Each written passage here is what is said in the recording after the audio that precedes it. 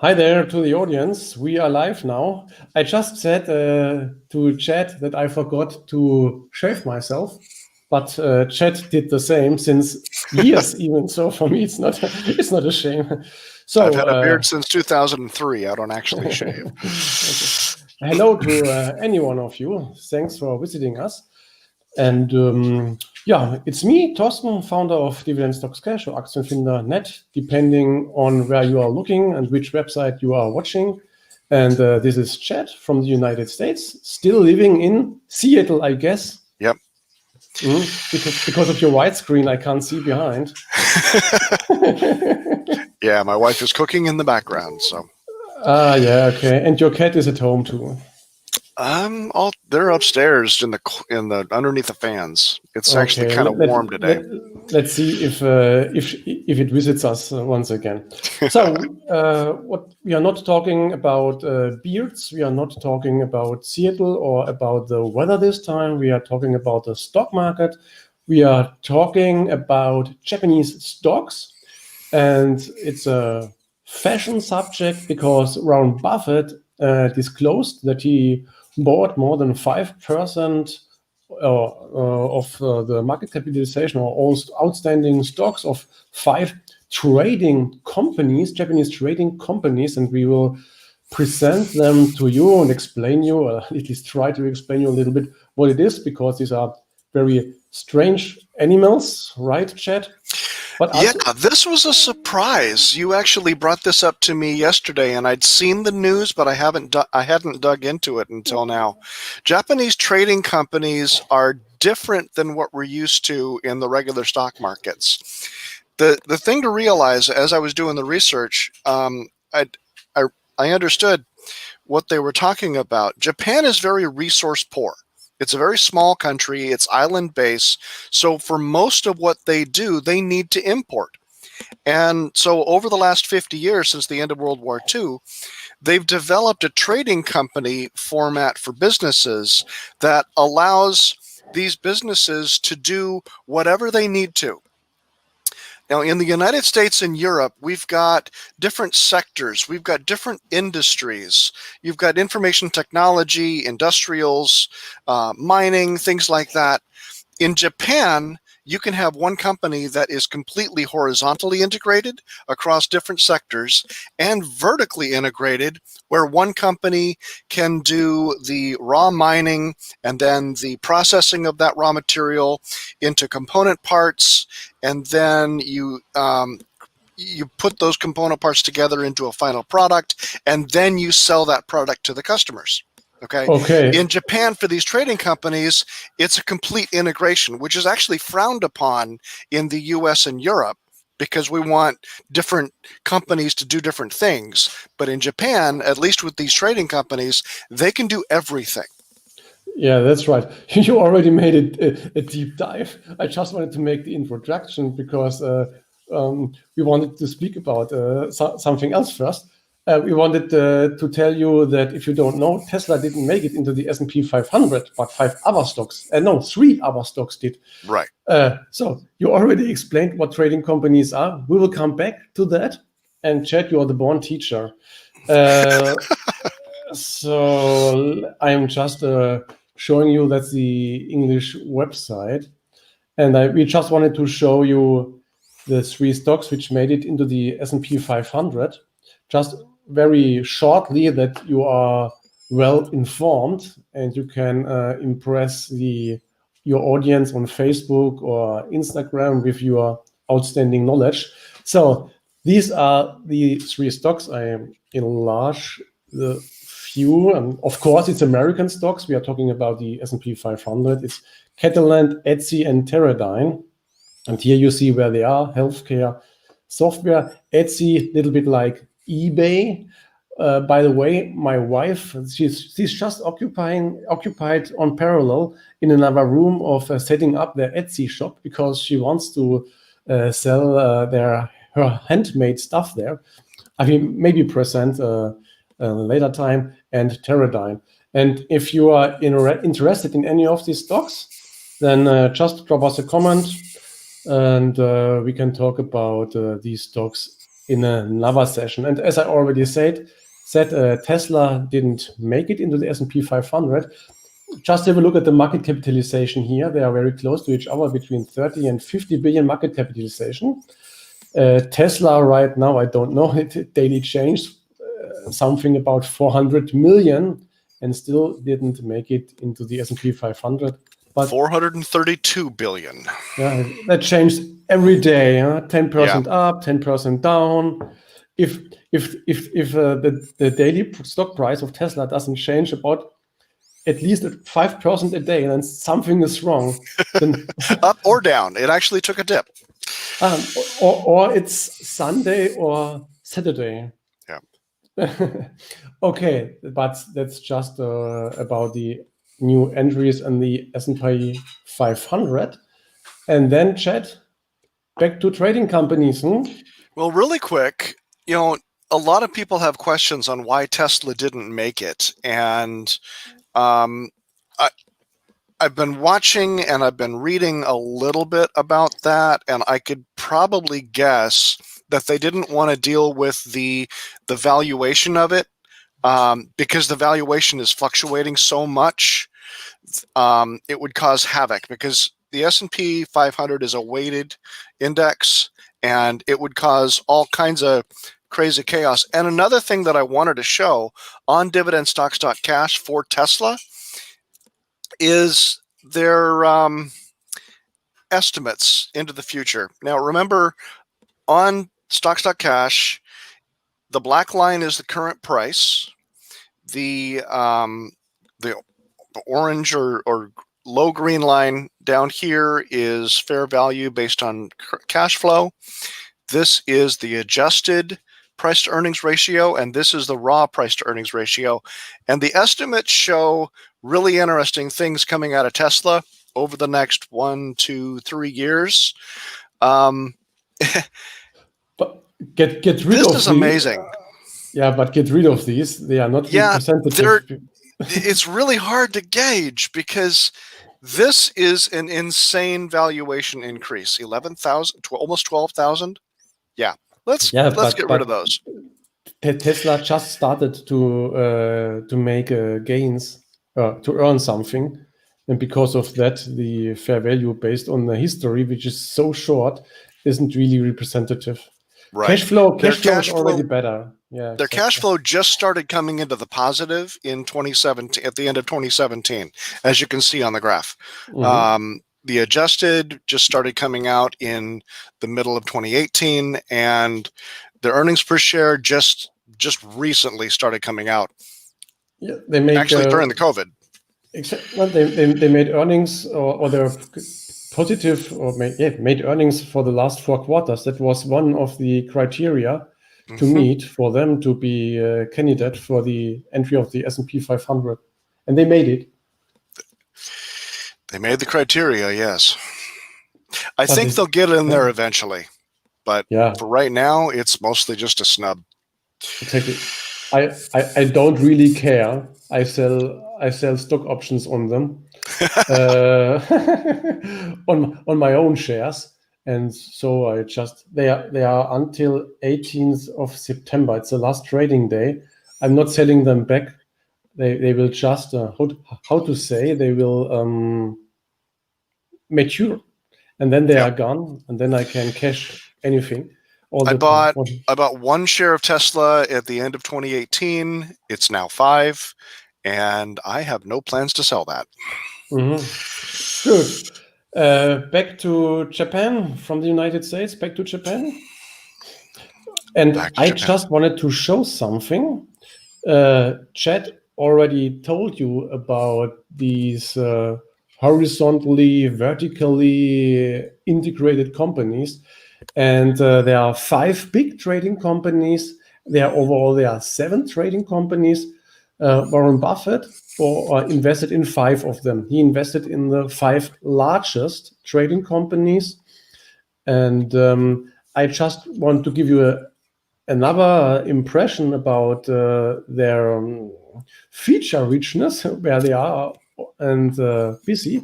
And here you can see what they are doing. Here you see something about mining. and they are also here producing infrastructure stuff, metals, tubes you can see here, machinery. Then we scroll down, that's transportation, construction. So they transport a lot of stuff, they import, export. They are on an island, as you know. Then we scroll down, infrastructure. They also produce energy. Then you see that they are also in media and digital services, in telecommunication. So they are in real estate. They own supermarkets, probably. So they are doing really a lot of stuff, chemicals, electronics.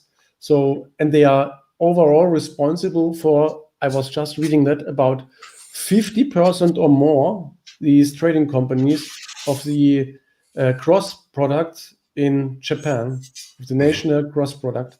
So they are really mighty. And then now you have would be very smart and profitable indeed. Okay, and now we try to guess, Chad, why Warren Buffett invested in these stocks. And I already have one guess. Maybe let's add Warren Buffett on the screener, not himself, but his Berkshire Hathaway? stock. Exactly. So the cheap one. So that doesn't really matter, but so now we have Berkshire here too. And you probably know that Warren Buffett has a problem, and the problem is it's a problem we would like to have ourselves. His problem is he has too much cash. Here you see cash of Berkshire in the course of years, and you see that he never had as much cash as he has now. He has 146.6 billion in cash, which means he needs to invest it, because we are living in times where you don't get interest and paid anymore. Right.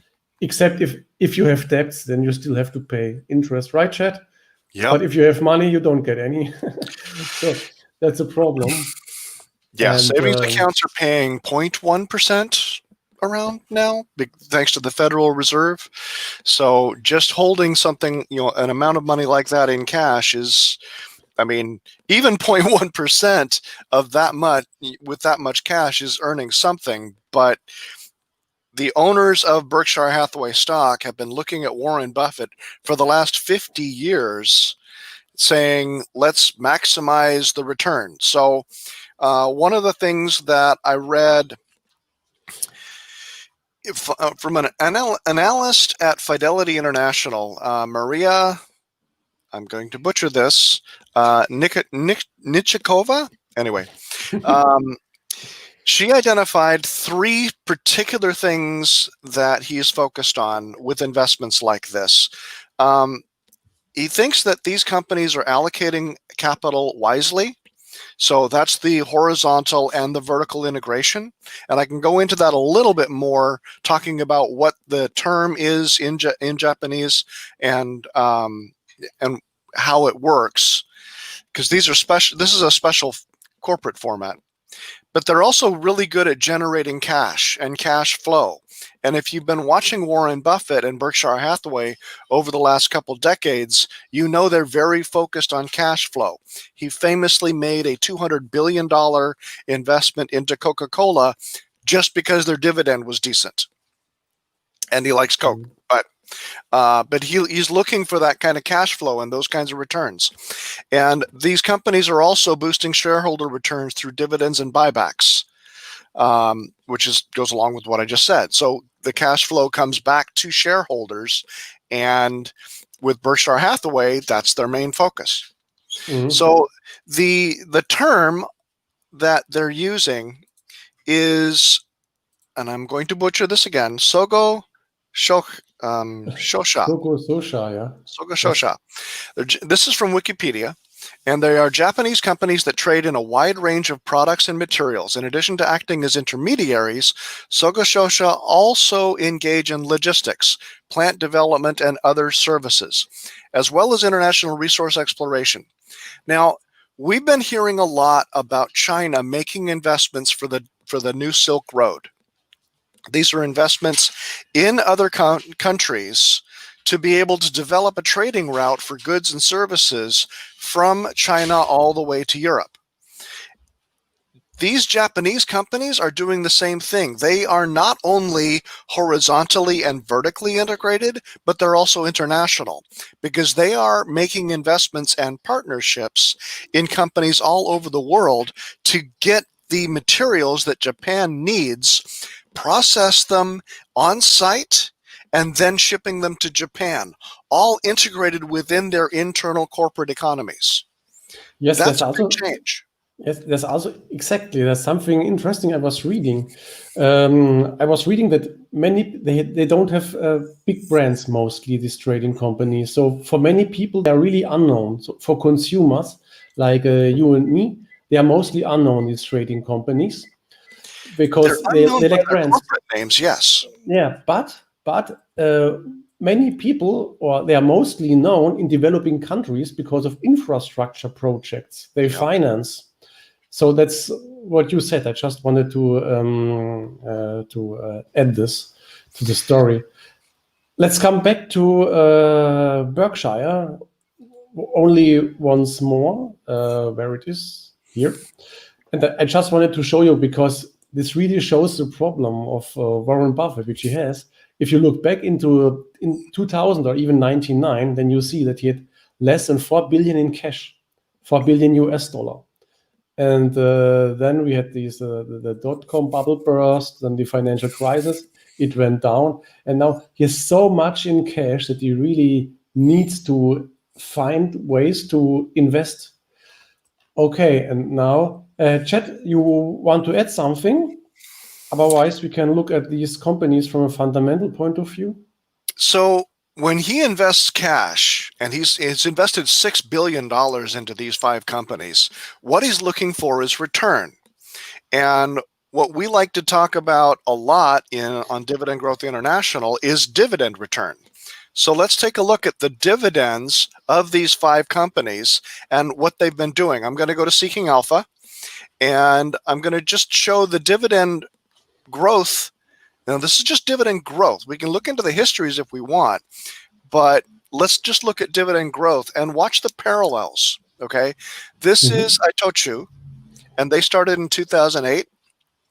They increased their dividends significantly until 2011, had a slight dip, but now they're up to, all-time highs when it comes to annual dividends. Let's go to the next one, Marubeni. Wait, that's the same graph. They started in 2008. Okay. This is something that I noticed, and I wanted to show it off. So they, again, started in 2008. They had an increase and a decrease. And now let's look at Mitsubishi. Same thing. 2008, they started, increase, decrease, and now they're all on-time highs. Here's the 4th one, pretty much the same.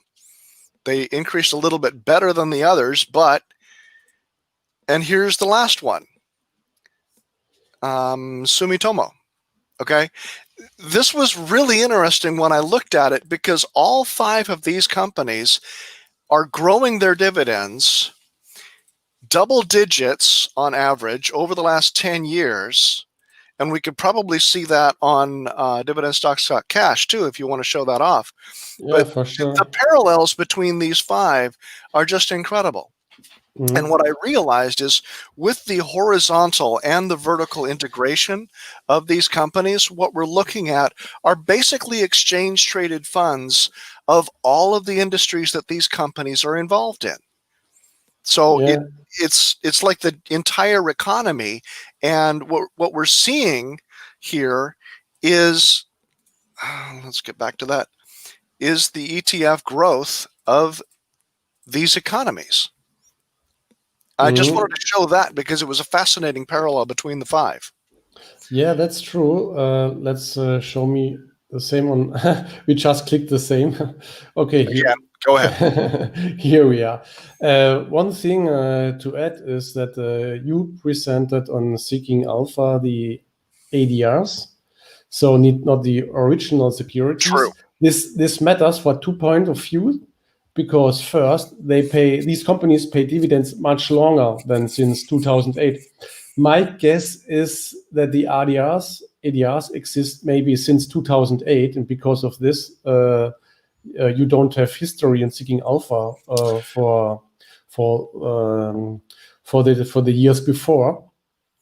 And another thing to note is that the growth rates are calculated in US dollar, not in Japanese yen.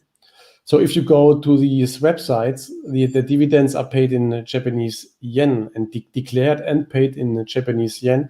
True. You can also see it here, 46, 50, 55, 70 Japanese yen. So it's always very clear numbers like 55 or 70.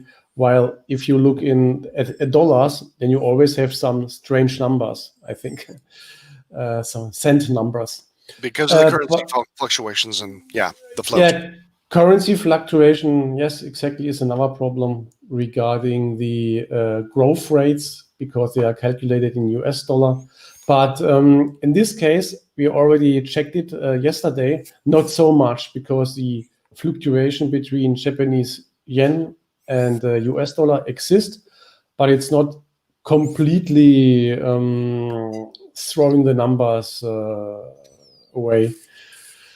Okay, so Warren Buffett invested in these stocks, and what you already talked about dividends, and I think dividends are a very important subject. Let's get rid of Berkshire here. So Berkshire is gone. And the first thing to note maybe is the market capitalization first. So to get an idea about how big these companies are, and they are between 40 and 10 billion market capitalization. Maybe not so much.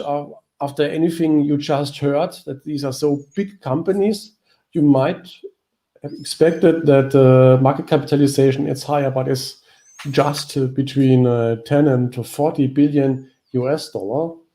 They pay twice a year. Dividends are paid twice a year. So it's somewhere between Germany and the United States. Germany only once a year, and the United States quarterly, 4 times a year, and Japan somewhere in between. I was just reading that the dividends are fully qualified in Germany. So the tax in Japan, the dividend tax is 15%, and it's fully qualified in Germany. So we don't have double taxation, at least not in Germany. And then what's really interesting, I think, is the dividend yield. And here these companies really shine, Chad, with dividend yield between 5.2 and 3.1%. And I think this might be the main reason for Warren to invest in these stocks. Not just that, look at the dividend stability. Yeah. Dividend stability is here. So they are mostly reliable dividend payers, reliable high dividend payers. So that's an interesting combination. Although if you look just at the classic numbers, years of dividend increase, so 3 times 0 and 2 times 4. So these are classic numbers. I mean, in a way, dividend aristocrats are made.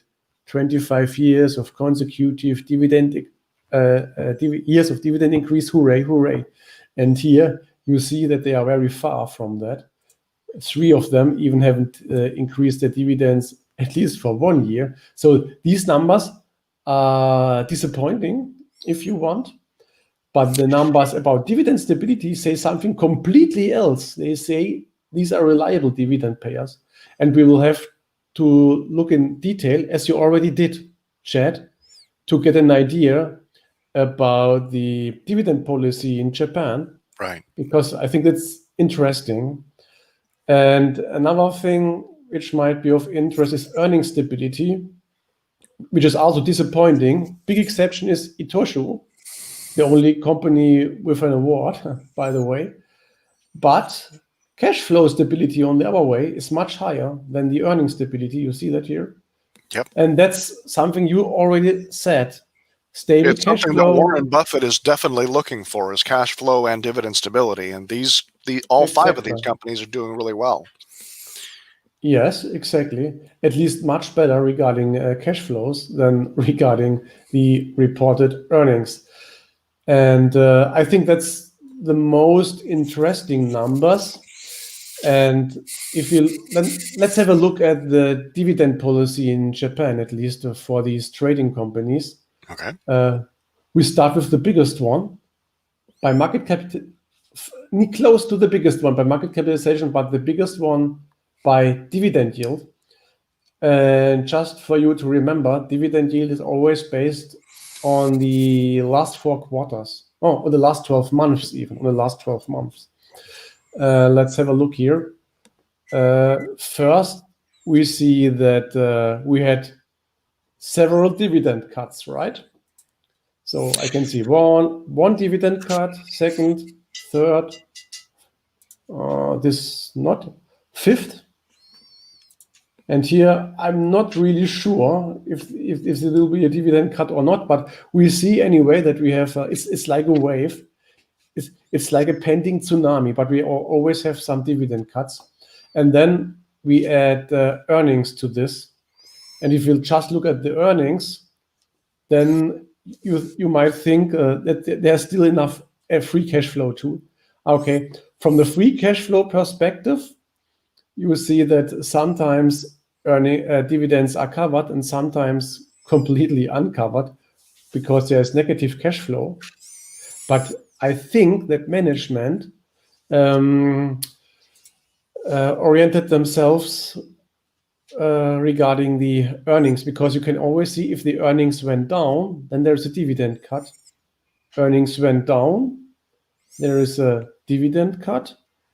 Earnings went down, they were stable, but mostly if earnings went down, there were dividend cuts, right, Chad? Here too, earnings down, dividend cut. It's interesting, if you bring in the free cash flow and operating cash flow, you can see a more complete picture. So you can see in 2014 that they did something to increase their cash flow significantly. So in 2015, they had a special dividend of 10 Japanese yen per share. And then their cash flow took a slight dip. Their earnings per share went down, and they dropped their dividend as a result. So they're very much reacting to the market, but they're also rewarding their shareholders if they find themselves in an excess of cash flow. Let's just look at another one, because we could say it's just a coincidence. So which one do we choose? Sumitomo, Mitsui, Marubeni, Itoshu, which one? Sumitomo is the next one for market capitalization, or no, next one for dividend yield is 5.06. And look at the parallels. Yeah, exactly. Yes, the dividend cut. Slight dividend cut from 49 to 46 Japanese yen. I think we really will struggle to find an American company making a dividend cut for just how many percent? 5 to 6%, huh? Between 5 and 6% dividend cut. And what that tells me is they're very much reacting to the actual market conditions. Yeah, exactly. They're giving dividends out based on what they bring in. Exactly. But still, they always paid dividends, so they never cut them completely. And what is really nice, I repeat myself, is the current yield. So it's really a high dividend. Yeah. And what might also be interesting is if we add the stock price, then to get an idea if Warren bought these stocks with an outstanding dividend yield, or if the dividend yield is rather low right now. So maybe Warren Buffett made some timing, or he was aware that these companies now pay higher dividends than before? I know, honestly, I don't really know, but let's check out Well, one of the the things that dividend he table. said in his announcement is that he's considering these to be long-term investments. So basically what he's saying is he trusts these companies to do the right thing for shareholders. He trusts these companies to continue to grow and continue to pay their dividends and capital gains returns over the long term. And he said this on his 90th birthday, by the way. Happy birthday, Warren. And he's looking at the far future, way beyond where he will likely be with us. You know, he's looking to Berkshire Hathaway to be a major investment company into the far future. Yeah. Okay, and here you see the dividend yield. It was much lower, so this, get rid of all this. This is just the dividend yield. And you see now, okay, there was a special dividend coming in here, special dividend, and it got a peak, but we are right now about 5.1%. And we see, so it's this dotted line here is 5%. And you see that from an historical point of view, they pay really a lot of the dividend. Current dividend yield is really high. It's really much higher than it was in the past, and the dividend yield is going up. You see here. That's what we are used to from the stock price for tech stocks. Their Not so average much. yield over the last 4 years is 4.25%, according to Seeking Alpha. That's a decent yield. Yeah. Yes. So the first it was first an artificial increase bump of the dividend yield during the financial crisis. That was probably due to a stock drop in stock price. Right. But then I think that was really an organic growth. They also increased their dividends here. So let's check out if this was coincidence. This is Sumitomo. Let's go back to Mitsubishi. And let's check this out. And it's basically the same picture, right? Yeah, it is. So the current dividend is much higher than it was before. Here, I think after the announcement of Warren that he invested in these stocks, the next day, the stock price of all these trading companies went up about 9-10% within one day. And due to this, the dividend yield went down. Huh? So you see that he said that he invested or he passed 5% of the stocks of the outstanding stocks of all 5 trading companies. So he started investing here to there. So he invested in growing dividend yields. Just one more, and then we stop this. A little bit a different picture, but this is Itoshu. But still current dividend yield rather, from an overall point of view, 3.1%, though they have the lowest yield of all 5 stocks. And it's I would say it's just about an average or even a little bit below regarding the last 7 years, 8 years, 9 years. Okay. But their dividend stability is 0.96 on your site, so they are paying a very steady dividend. Yeah, and the earning stability is really high. Let's show it here. So you see this picture? It's the best picture of all trading companies we have. And here's the operating cash flow. And this is the free cash flow. Free cash flow barely negative last time in 2008. And the other trading companies we were looking at had the negative cash flow more often. So for me, if I just look at this chart, Itosho really shines. And maybe not only for me, but also for our investors, which might explain why the dividend yield is lower than for the other trading companies. Because it's a little bit still. Okay. Do we have any questions from because we are making here anything without the audience? Looks like Jürgen has a few comments that I can't read. He means too expensive right now for Jürgen. Okay, maybe. We can look at valuation, Jürgen, if you want. So, because this would be the next thing to do. What's also interesting is what to expect from these stocks. Right. So, which yield, high yield, low yield? We already know that we can expect dividends and decent amount of dividends, but then we already also have capital gains, at least for some stocks, not for each one, unfortunately. But here you see that it's kind of mixed bag. If you look back 1 year, then we have capital losses for three of these stocks, and 2 of these stocks capital gains.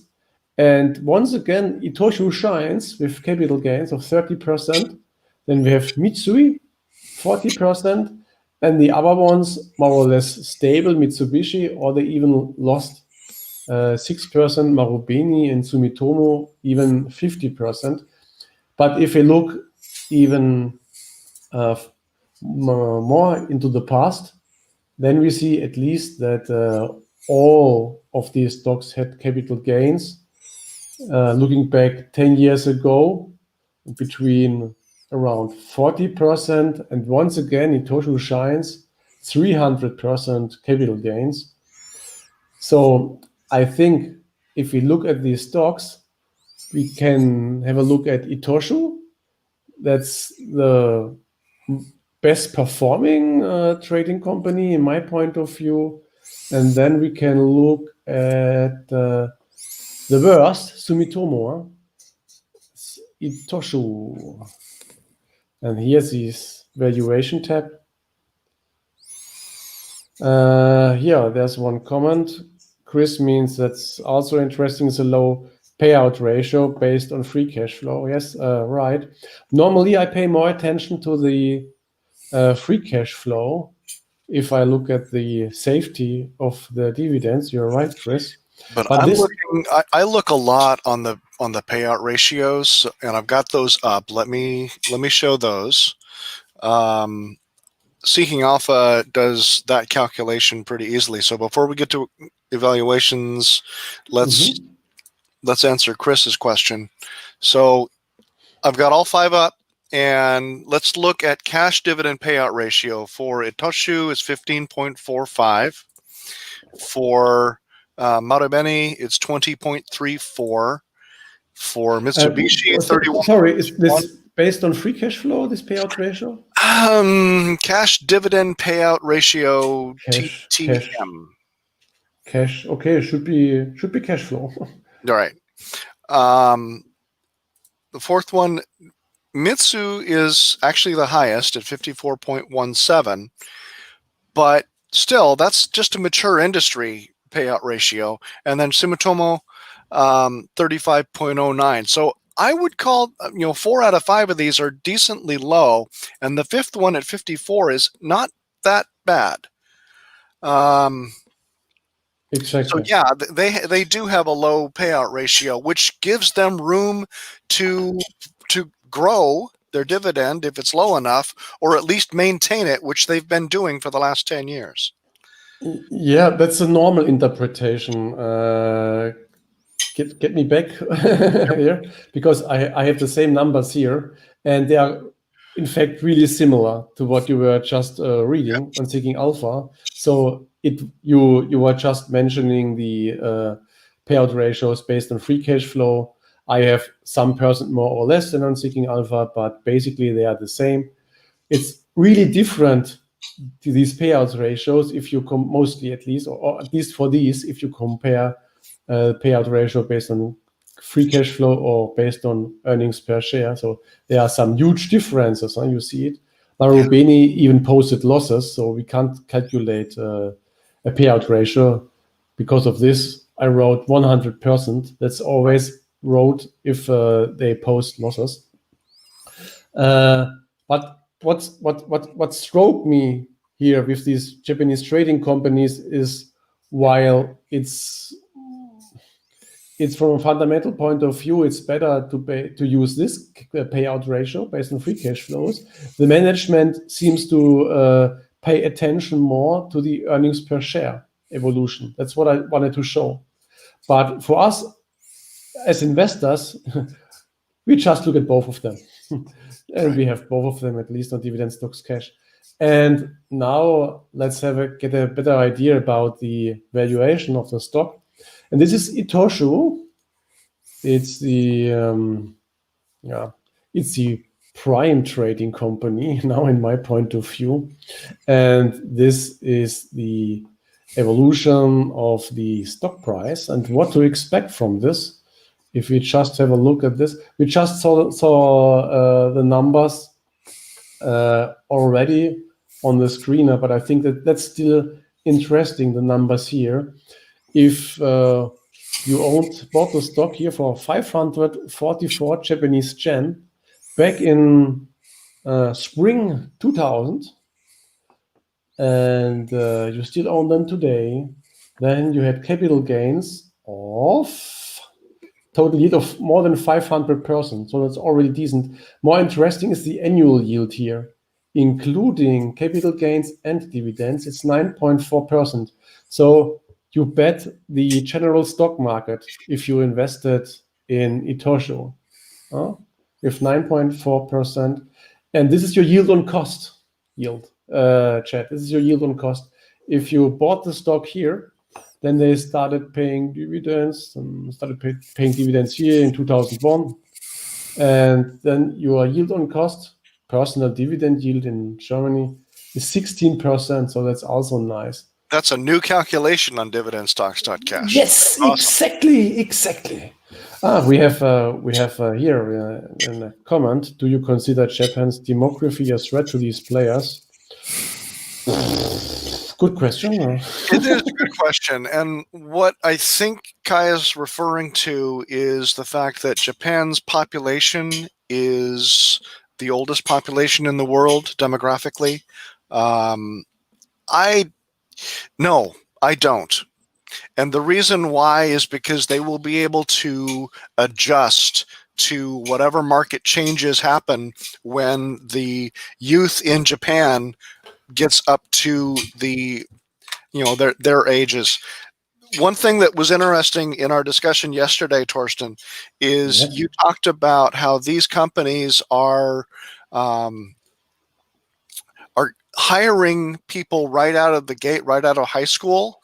And these are companies that people in Japan in school want to work for because they pay such high wages.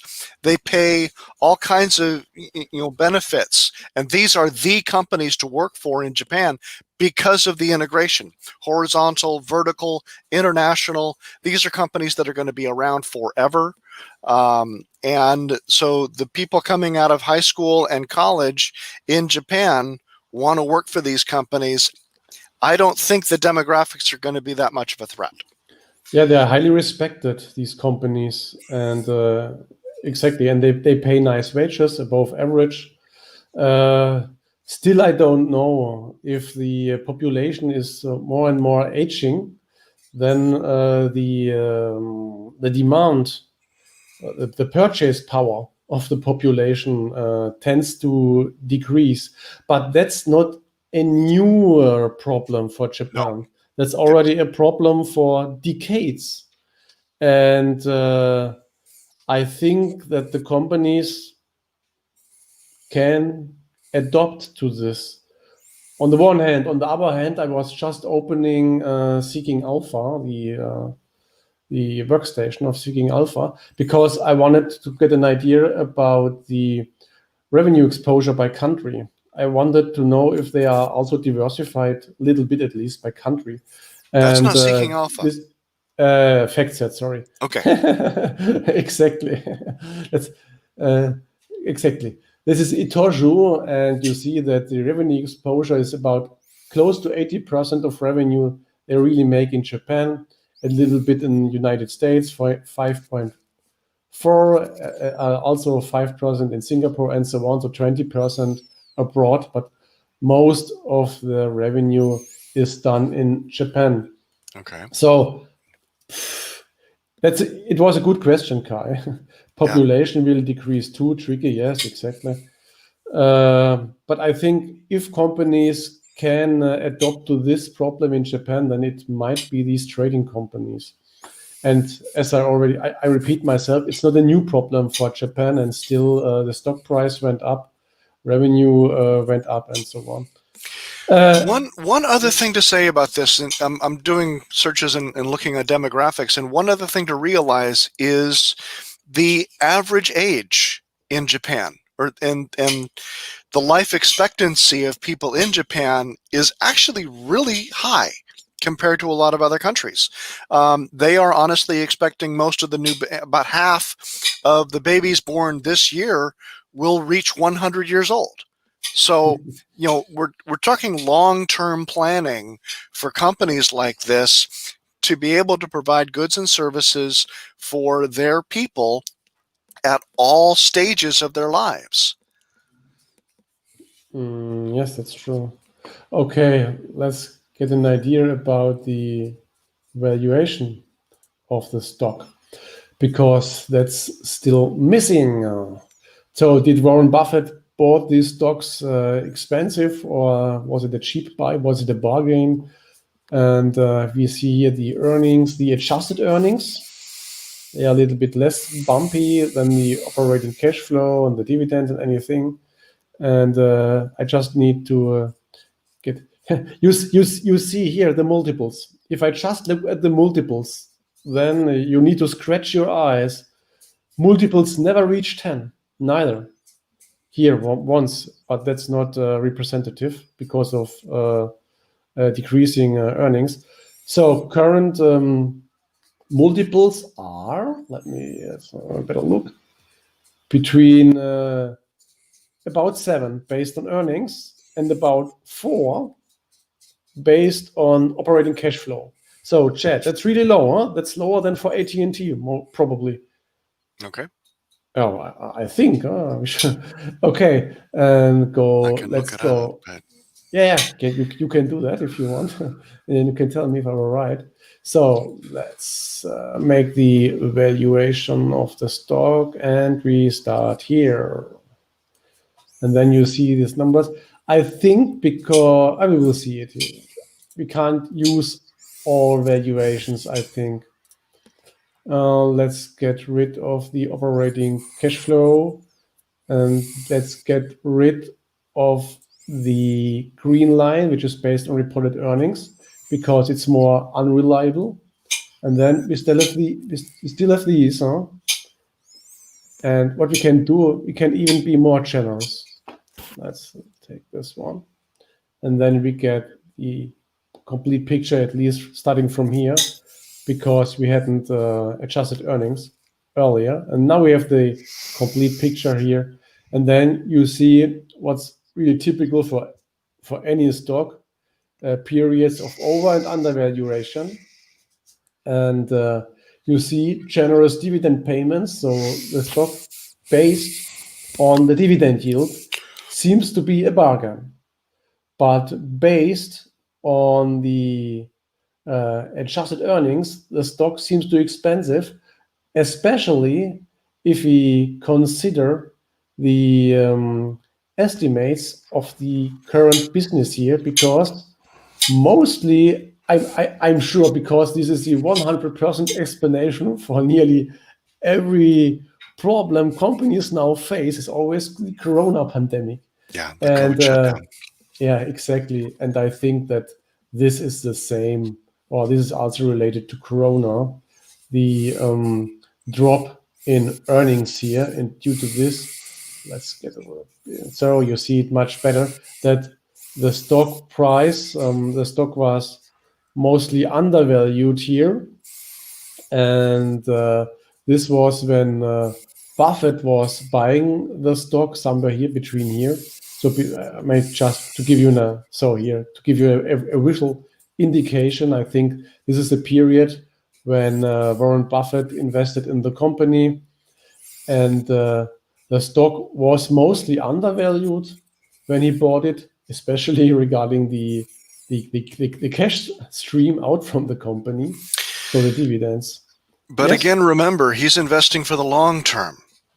Yeah, and if you look at the long term, at least at the medium term, then things don't look so nice, at least because regarding the estimates, the earnings will go up. We can see it if we add them here. So the earnings will go up again, but they might not reach the levels before the corona pandemic very soon. So in 23, with 322 Japanese yen adjusted earnings, this is still below 340 Japanese yen.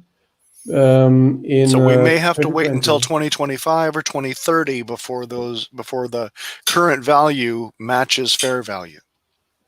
Might be, yeah, exactly. So if you are a dividend income investor, maybe you don't care because you say, I'm interested in this blue line.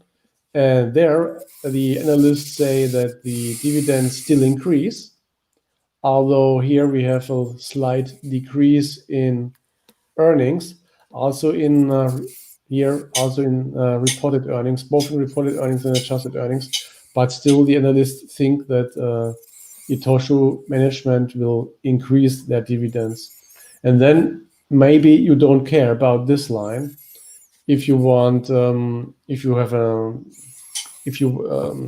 add also respect capital gains, if you want to profit from capital gains within the next 2-3 years, then maybe you won't buy the stock, or at least you will wait until this Warren Buffett how Bump. can we The Buffett bump. the Buffett bump, exactly. After the Buffett bump, when it goes down again, and then you buy the stock because it's fair value 2,057 Japanese yen. So how do the other stocks compare on that graph?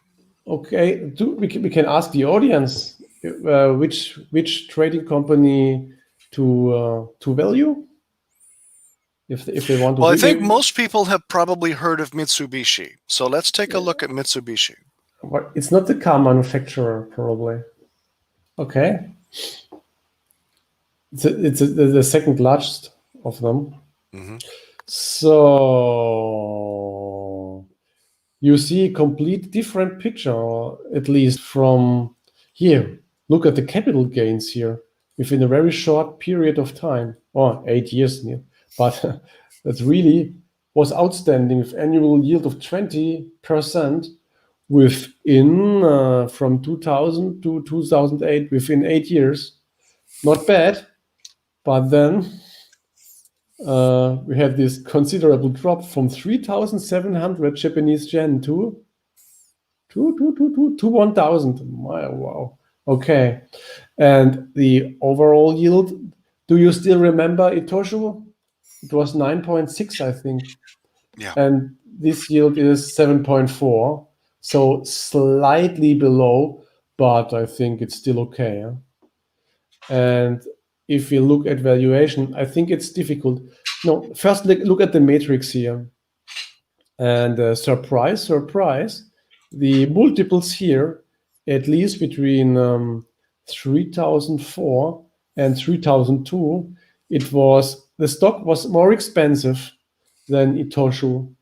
And now in recent days, it's still more expensive than Itoshu with price earnings between 8. I think Itoshu was something around 6. And the price to cash flow from Itoshu was something around 4. And here's about between 5 and 8 within the last years. So this stock seems to be more expensive, but it went down, huh? And Itoshu went up. So it looks a little bit overpriced regarding comparing to Itoshu, at least for the past. Okay, now just take a look at the sorry, I made a mistake. Let's have a look here at the valuation of the stock. I don't know if it's easy to value. Oh, yeah. Look at that. That's because the reported earnings are really unreliable. I hope the adjusted earnings are better. Yeah, yes, they are slightly better. You see it here. And the operating cash flow, we have no estimates for the operating cash flow, unfortunately. So I think we also go with adjusted earnings and fair value dividends and get rid of this. Well, it's difficult to evaluate the stock. So, but what we can see here, at least, is that they go on parallel. You see it here, Chad? You see the up and down here, the fair value of the stock price really goes up. This Yeah. is the orange dotted, not the orange, the brown dotted line. And then you can see what the stock price 800 Japanese yen, and now it's worth 2,000, and now it's even worth 3,000. So I don't believe in that, but the stock market did. You see this? And this calculation is only always based, this fair value calculation always based on the past till the present, and present is this. So I just show you. If I just make this, then you get a very similar picture to what I just showed you, and it really and the stock market really respected this kind of calculation. So it looks really adventurous or hazardous. What we see here, this line, on the one hand. On the other hand, it's really what the stock market did with the stock. So when the fair value went up, the stock price went up. When the fair value went down, the stock price went down. And you see it's here very good and here very good, but it's unreliable. Still it's unreliable. And if we see this here, I want to see the adjusted earnings per share. Now let's have a back and look at into the future, present till future. And then you see something similar to Itoshu, that based on the estimates of the running business year, the stock is overvalued. So we had this a period phase of decrease. So the trend is downward. And then how did we call it? The Buffett bump? Yeah. Now there's a Buffett bump. It's this one. But I think that the overall trend, the long-term trend of this company, maybe of all trading companies, we were just looking at two of these, is downward. So personally, I wouldn't invest right now because we are here. Right now we are here. I wouldn't buy the stocks, honestly. If I'm a dividend income investor, I still would wait. If you're a dividend income investor, many dividend investors look at just this. Oh my God, the stock is so undervalued. So this is really a gap here between the fair value based on dividends and the fair value based on earnings. This is really a gap. And if you are only a dividend investor, if you're just looking at dividends, then you might think that the stock is a bargain, because then you just look at this. You just look at this. Oh my God, dividend yield more than 5%. The stock is a bargain because dividend yield is much higher than it was in the past. And there's no dividend cut coming. So the stock is really, really cheap. But if you look at the earnings, then it says something completely else. And the stock market also, at least here in the medium term for the last years, also says that the stock is not a bargain because the stock price is decreasing. So personally, I am not going to buy the stock right now. If I'm interested in high yields, and I still would wait some time until the stock price comes back, until this Buffett bump is gone. But for sure, Chad, I also can't say how long this Buffett bump is lasting. No? Maybe the stock price still going up in the short term. Exactly, we don't know. So let me make. I'm going to show the same screens, but what I've been putting together on my screen is all 5 of these companies, sort of in parallel with the same thing, so we can see without so much animation. So let's look at Mitsubishi, and you can see here is the Buffett bump in the stock price, but it's going to dip according to the estimates. it's going to dip and then come back, maybe not quite as high as the current valuation, but if you wait until at this point, if the stock price follows like it has been over the last couple of years, over the last decade actually, and that's what Torsten was saying, then this would be a good time to buy, and you'd probably see gains if you wait a little bit. For the second one, you can see the same bump. Now the estimates, they don't have numbers for Sumitomo because they haven't been released by the experts, but for operating cash flow and earnings per share, you can see that they expect the same kind of dip. So I'm expecting the stock price to go down after the Buffett bump, and then might be a good time to buy. I'm looking forward to seeing the estimates actually come out with estimations, or the experts. So let's look at the third one. So here's the same bump. Again, good time to buy if the stock price drops down a little bit because you'll see gains. The fourth one, this one had a massive drop. Marubeni had a huge drop between the middle of 2019 and now 2020. I don't think this was all just COVID. You can see the stock price dropped because of COVID, but their operating cash flow took a dive. That was interesting. Let's take those out of there. So, but you can see the same thing with the adjusted earnings per share. It's going to drop. Maybe in March would be a good time to buy, and then you'll see gains. And on the fifth one, same kind of thing. Here's the drop that they're expecting to see, and then slight gains, and it's overvalued. And here's the Buffett bump from the last couple weeks. But you can see the same basic thing. And like we were talking about earlier, there are parallels between all five of these companies because of their integration, horizontal, vertical. They're basically exchange traded funds for the entire Japanese economy. Now, one thing that I did want to get into before we ended the stream is how we could actually get into this. Buffett has the ability to buy whatever he wants anywhere in the world he wants to buy it because of the circles that he runs in, and he can move his money around however he wants to because he can pay the fees. Most of us don't have that luxury.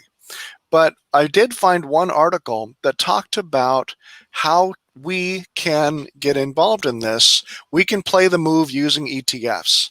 This is an article from CNBC. And there's a number of exchange-traded funds within the United States that follow a lot of these stocks and follow a lot of stocks like them. The trading companies, these five are the top five. There's actually 7 in the company, or 7 based in Japan. So the iShares MSCI Japan ETF is one of them. The stock symbol is EWJ. I know you don't have ETFs on dividendstocks.cash, but for people in the United States, these are options. There's another one, DXJ, for the wisdom tree. And there's that link.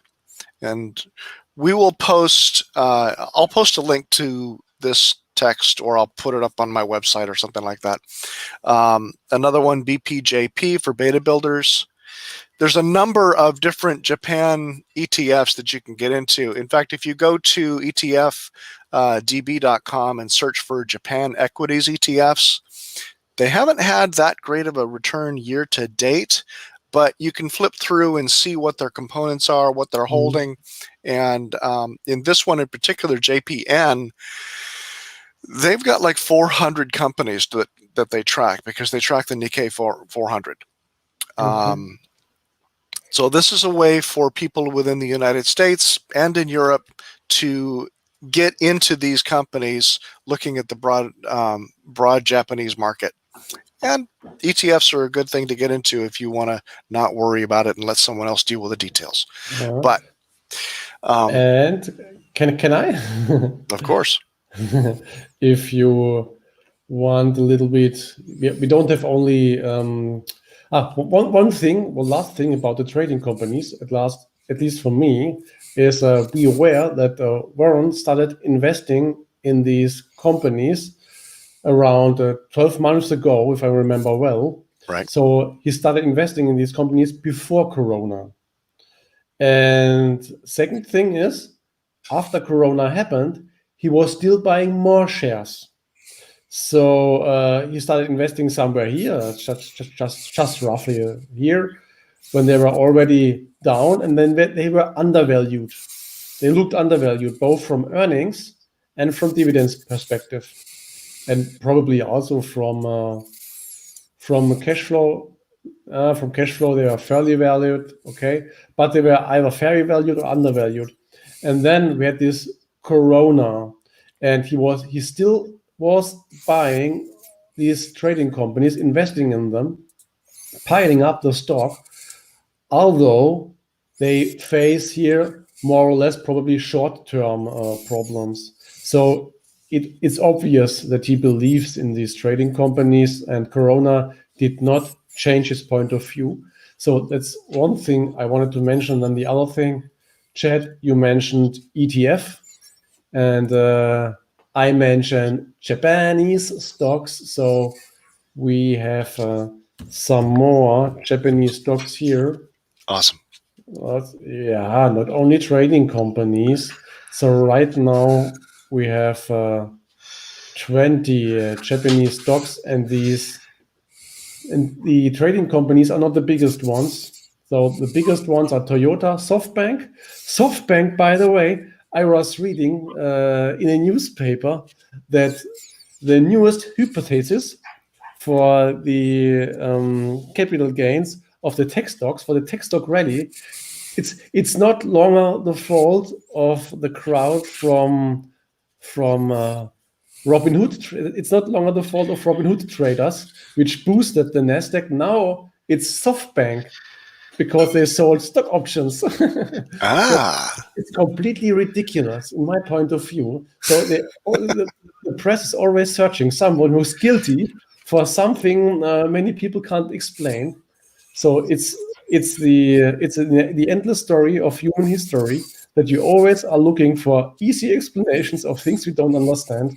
And the last explanation is Softbank is guilty for the strong Nasdaq.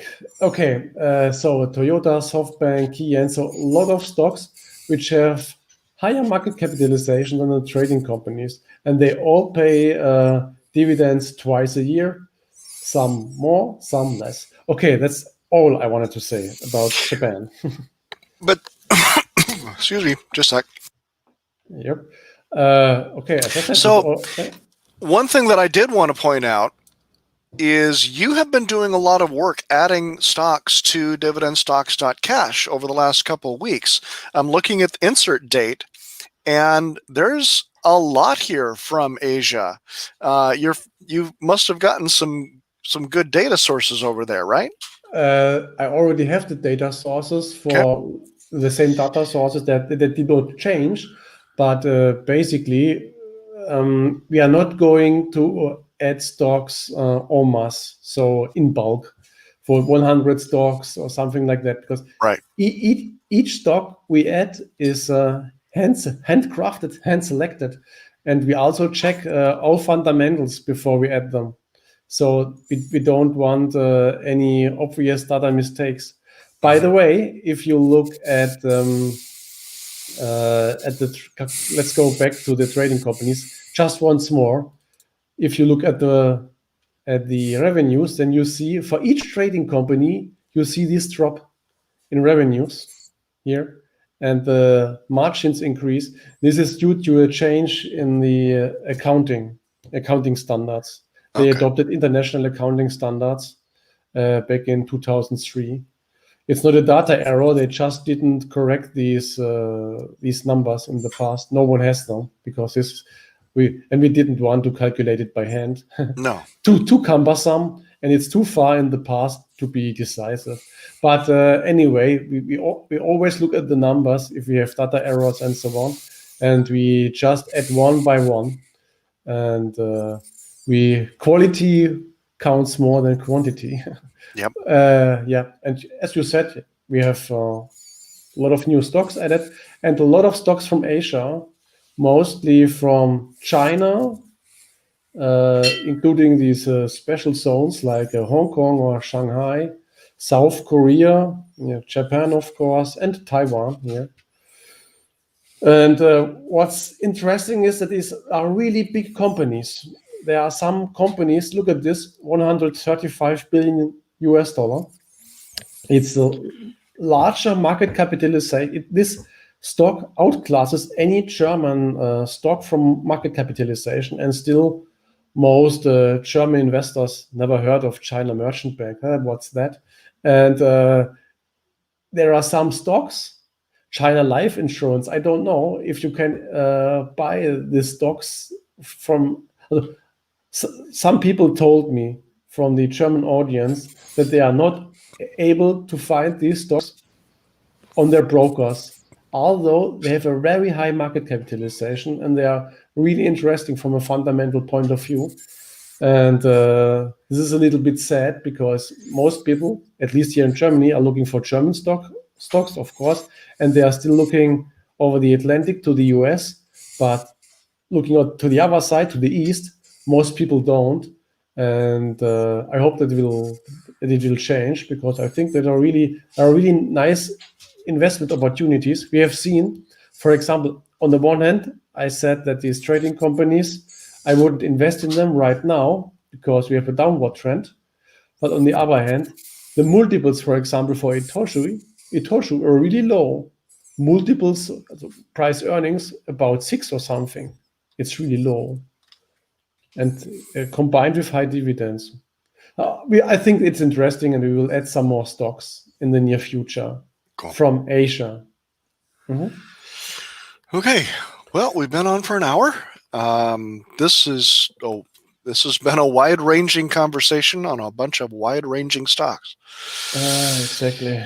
Okay, then we can say goodbye to the audience. Thanks for watching, and come back next week when we will talk about anything else. We haven't decided yet about what. Again, if you have ideas on what we could talk about from a Dividend International perspective, please post that in the comments. Please contact either one of us. We have a meeting on Saturday mornings, well, my time, to discuss what we want to come up with. And everything that you've seen today has been about 24 hours of research for me. I think Torsten's been looking at it for a couple of days longer than that. But if you want to give us ideas on what we could talk about early in the week, we could spend a lot more time so we could dive even deeper. So please post your ideas in the comments of this video on any of our pages, and we will see it. And we will see you next week with a whole different topic. Okay. Thanks for watching. Bye-bye.